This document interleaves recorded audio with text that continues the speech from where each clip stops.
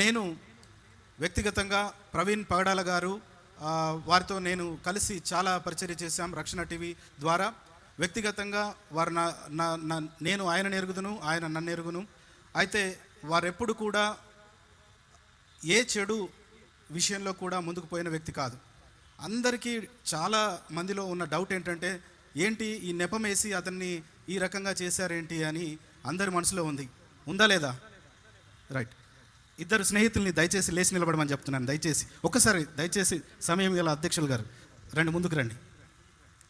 ఇలాంటి చాలామందిలో ఉన్న సందేహాలు నివృత్తి చేయాల్సిన అవసరం ఉంది. ప్రవీణ్ పగడాల గారు 24 సంవత్సరాల నుంచి మీకు తెలుసు కాబట్టి ఎప్పుడైనా మద్యం షాపులోకి వెళ్ళడం కానీ తాగడం కానీ మీరు చూసారా? లేదు. అందరికీ డౌట్, ముఖ్యంగా యువతకి. ఎందుకంటే ఆయన యువత చాలా ఫాలో అవుతుంది. వాళ్ళకు బాధ, మా అన్న ఇలా అంటాడు అనుకని. నేను 10 సంవత్సరాలు రాత్రనక పగలనక కొన్ని వేల కిలోమీటర్లు ప్రయాణం చేశాము. ముగ్గురం ఒకే కారులో వెళ్ళే వాళ్ళం, రోడ్డు మీద పడుకునే వాళ్ళం కొన్నిసార్లు.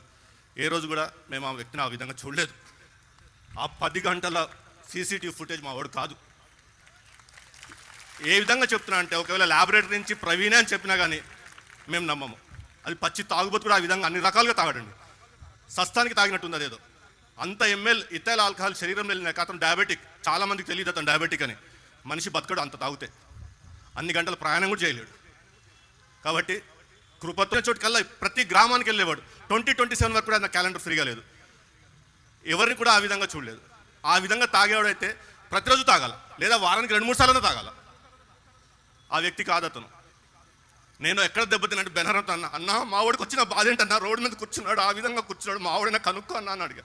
విజయవాడలో ఫుటేజ్, అది నా గుండె ఎట్లా అంటే కుళ్ళబడుస్తున్నా. ఇట్లా కూర్చొని ఏదో కోల్పోయినట్టు కృంగిపోయిన వ్యక్తిని ఇంతవరకు చూడలేదు. చూడండి ఆ చిరునవ్వు. 10 సంవత్సరాలు అదే చిరునవ్వు చూసేవాడిని. ఏ రోజు కూడా అటు ఆ విధంగా కృంగిపోయి ఆ వ్యక్తి మాకు తెలియదు. అందుకే ఆ పార్ట్ గురించి మాట్లాడదలుచుకోలేదు. థ్యాంక్ యూ వెరీ మచ్ అండి. ముగ్గురికి కూడా నా ప్రత్యేక వందనాలు.